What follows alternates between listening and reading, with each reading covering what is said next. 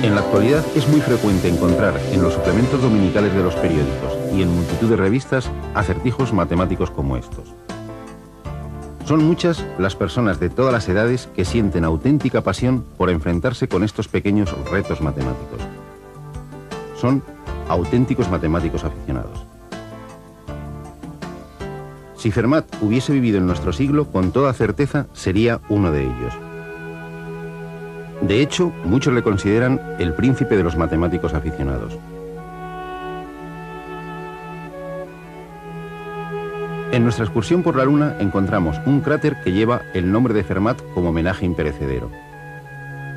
Es uno de los escasos aficionados que disfruta de este privilegio. ¿Quién es este tan notable matemático aficionado?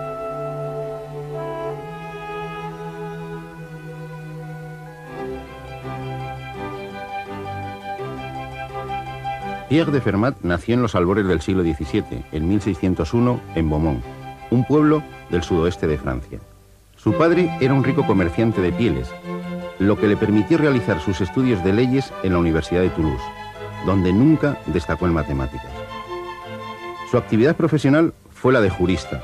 En realidad, fue desde 1631 un alto funcionario del Parlamento de Toulouse, en el que llegó a desempeñar el cargo de juez supremo.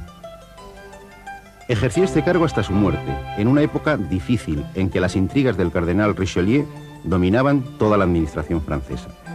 Fermat se mantuvo siempre al margen de conspiraciones e intrigas políticas, dedicando su tiempo libre a una ocupación por la que pasaría la historia, las matemáticas. No publicó en su vida ningún libro sobre matemáticas. De hecho, llegó a escribir a Pascal: no quiero que aparezca mi nombre en ninguno de los trabajos considerados dignos de exposición pública. Sus aportaciones las conocemos gracias a la correspondencia mantenida con otros matemáticos franceses como Mersenne, Pascal, Descartes, o ingleses, Wallis y Dirac. Fermat tenía la sana costumbre de torturar a sus interlocutores postales enviándoles problemas que él había resuelto previamente. Pero curiosamente, casi siempre se olvidaba de incluir la demostración de los mismos. Su pasión fueron los números, y su mayor inspirador fue Diofanto. Pocas noticias se tienen de la vida de este sabio, salvo que vivió en Alejandría a principios de nuestra era. De lo que sí estamos seguros es de su gran pasión por los acertijos matemáticos. En su tumba, en lugar de indicar la edad a la que murió, apareció un acertijo para deducirla, sin duda, el mejor homenaje que se le podía hacer. El epitafio, en forma de enigma, es este: Dios le concedió ser niño la sexta parte de su vida. Una duodécima parte de ella más tarde cubrió de vello sus mejillas. Encendió en él la antorcha del matrimonio tras una séptima parte. Y 5 años después le concedió un hijo de nacimiento tardío que el destino se llevó cuando alcanzó la edad de la mitad de la vida de su padre. Este consoló su aflicción con la ciencia de los números durante los 4 años siguientes, tras los cuales su vida se extinguió. Para resolver esta ecuación, primero obtenemos el mínimo común denominador, que es 84. Multiplicamos ambos miembros de la igualdad por 84. Y para ello tendremos que multiplicar cada uno de los sumandos.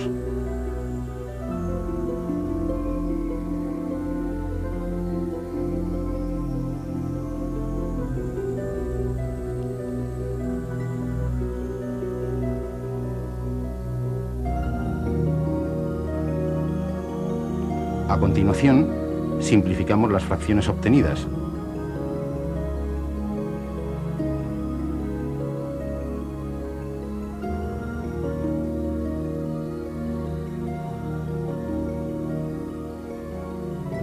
Agrupamos todos los términos que contienen la incógnita x. Reduciendo la ecuación y despejando la x, descubrimos que Diofanto fue un sabio longevo que vivió 84 años.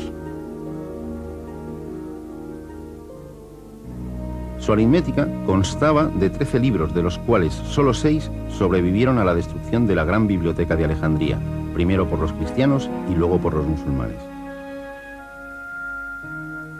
En 1621 aparece en Francia una traducción al latín de estos 6 libros, realizada por Bachet, otro aficionado a los acertijos matemáticos. En su aritmética, Diofanto propone más de 100 problemas numéricos y da brillantes soluciones a todos ellos. Por desgracia, Fermat no heredó esta costumbre. A la luz de las velas, hacía anotaciones en los márgenes de esta edición tanto de las soluciones como de otras cuestiones similares a los problemas planteados. Uno de ellos tiene que ver con unas parejas extrañas de números, los números amigos. Los pitagóricos ya habían observado una rara relación entre los números 220 y 284. Los divisores de 220 son 1, 2, 4, 5, 10, 11, 20, 22, 44, 55 y 110. Los de 284 son 1, 2, 4, 71 y 142. En apariencia no tiene mucho parecido, salvo por este curioso hecho. Si sumamos todos los divisores de 220, obtenemos 284, el segundo número. Y si sumamos los de 284, obtenemos el primero, 220. Esta simpática relación llevó a los griegos a llamarlos números amigos y a identificar estos dos números como símbolo de la amistad. Pensaban que era la única pareja de números amigos. Tras más de 2000 años, Fermat va a descubrir la segunda pareja de números amigos: 17.296 y 18.416. En efecto, los divisores de 17.296 suman 18.416 y a su vez los de 18.416 suman 17.296. Fermat contagió esta fiebre de buscar números amigos a su colega y competidor Descartes, que encontró estos otros dos aún más sorprendentes: 9.363.584 y 9.437.056. Y eso que aún no se habían inventado las calculadoras.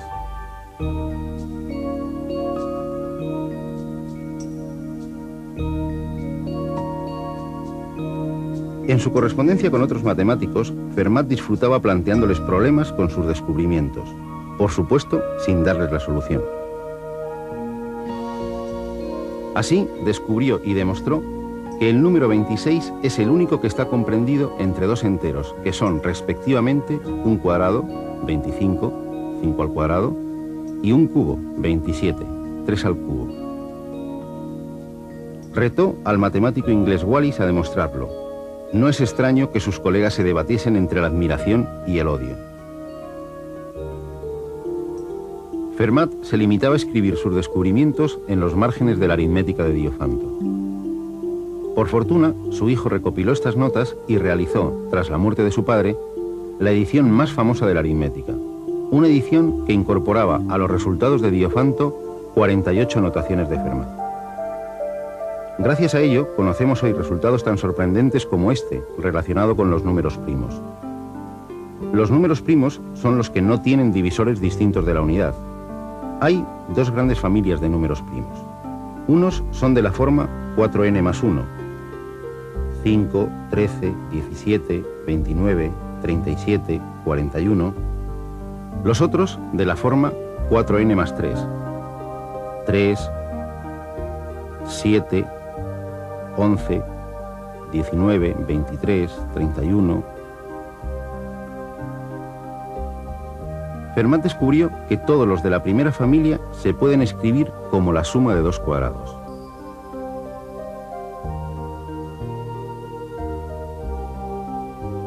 Pero en cambio, ninguno de los de la segunda familia se puede descomponer en la suma de dos cuadrados. Como otras tantas veces, a Fermat se le olvidó incluir entre sus notas la demostración, y hubo que esperar más de un siglo hasta que Euler, otro genio de las matemáticas, la redescubriese.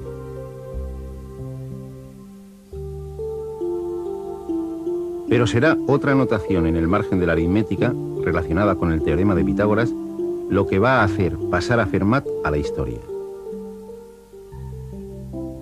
Los pitagóricos demostraron que en todo triángulo rectángulo el cuadrado de la hipotenusa es igual que la suma de los cuadrados de los catetos. En este triángulo rectángulo, 3 al cuadrado más 4 al cuadrado igual a 5 al cuadrado.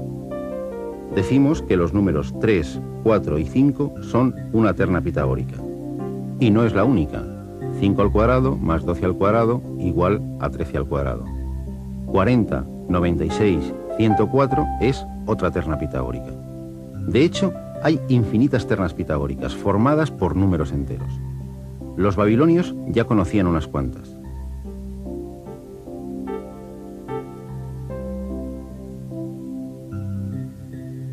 La existencia de estas ternas viene a demostrarnos que hay infinitas parejas de cuadrados formados por un número entero de baldosas, tales que al unirlos forman otro cuadrado, que tiene también un número entero de baldosas. Estos dos cuadrados, de 9 y 16 baldosas, nos permiten formar este otro de 25. ¿Ocurrirá algo parecido si en lugar de hacerlo con cuadrados, lo hacemos con cubos?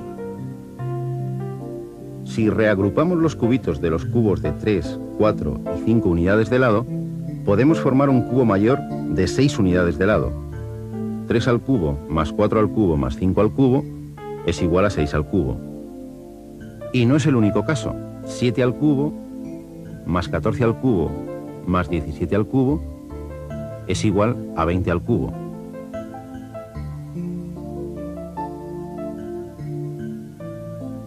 Pero, ¿qué ocurre si lo intentamos no con 3, sino con solo 2 cubos? ¿Podremos formar un tercer cubo al juntar los cubitos de estos 2 cubos? Probemos con algunos números. 6 al cubo más 8 al cubo es igual a 216 más 512 igual a 728. 9 al cubo es igual a 729. Casi lo logramos, pero nos falta un cubito. Probemos con 5, 6 y 7. 5 al cubo más 6 al cubo es igual a 125 más 216, es decir, 341. 7 al cubo es igual a 343. Ahora nos faltan 2 unidades. Seguramente Fermat intuyó muy pronto que no merecía la pena el esfuerzo de ir probando con ternas de números cada vez mayores para ver si cumplían la condición x cubo más y cubo igual a z cubo. Nunca los iba a encontrar, pero no se quedó ahí. ¿Qué ocurre si en la ecuación, en lugar de trabajar con cubos de números, introducimos potencias cuartas? X elevado a 4 más y elevado a 4 igual a z elevado a 4. O potencias quintas, o sextas, o séptimas. La búsqueda directa de los 3 números x, y y z que verifiquen cualquiera de estas ecuaciones no nos proporciona ninguna solución. Podemos poner a los más potentes ordenadores a buscarlas. De hecho, algunos matemáticos lo han intentado sin éxito. Fermat declaró que aunque todos los matemáticos del mundo dedicaran la eternidad a buscar las soluciones de ecuaciones de esta forma, x elevado a n más y elevado a n igual a z elevado a n, siempre que n fuese mayor que 2, jamás las encontrarían. Por una razón muy simple: no existen. La segunda anotación que hizo en su ejemplar de la aritmética de Diofanto lo deja muy claro. Es imposible encontrar la forma de convertir un cubo en la suma de 2 cubos, una potencia cuarta en la suma de 2 potencias cuartas, o en general cualquier potencia más alta que el cuadrado en suma de 2 potencias de la misma clase. Para este hecho he encontrado una demostración maravillosa. El margen es demasiado pequeño para que dicha demostración quepa en él. Lo cierto es que no dejó ninguna pista sobre esta maravillosa demostración.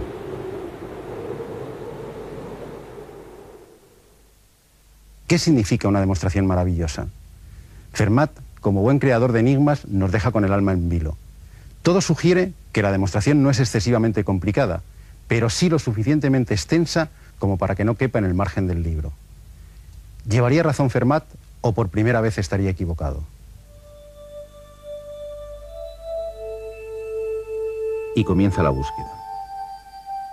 En otra de sus anotaciones, Fermat da las pistas para la demostración en el caso en que el exponente es 4, n igual a 4.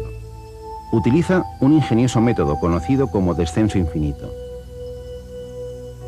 Un siglo después de la muerte de Fermat, uno de los matemáticos más geniales y prolíficos de la historia, el suizo Leonhard Euler, atraído de forma irresistible por los cantos de sirena del último teorema, se lanzó a la aventura de demostrarlo para el caso particular de n igual a 3.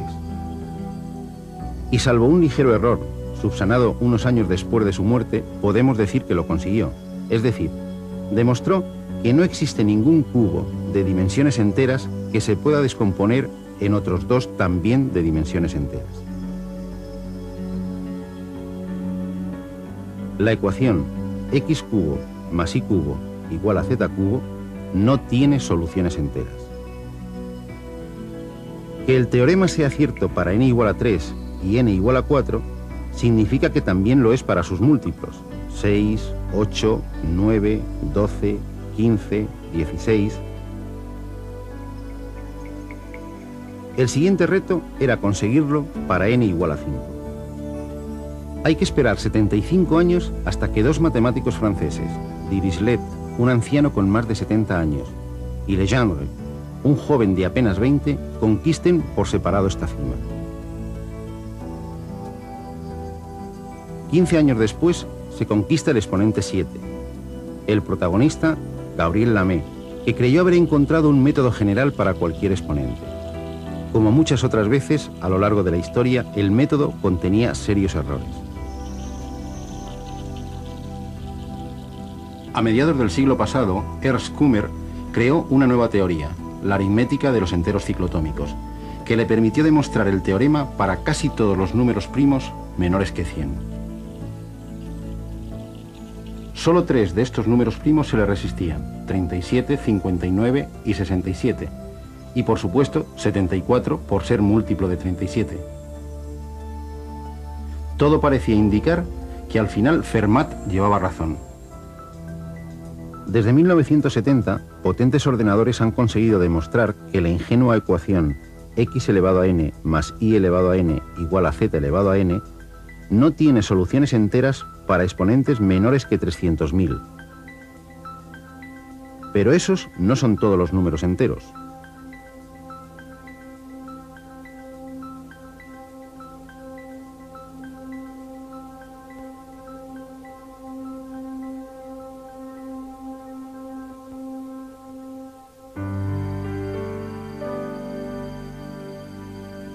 El 25 de octubre de 1994 es un día que pasará a la historia de las matemáticas.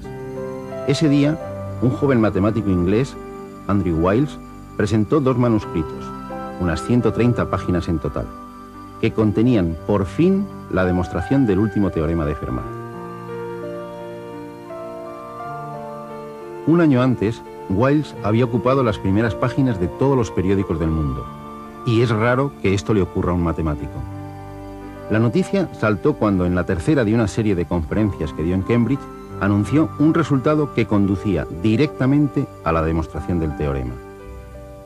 Por desgracia, su trabajo presentaba un error que invalidaba la demostración.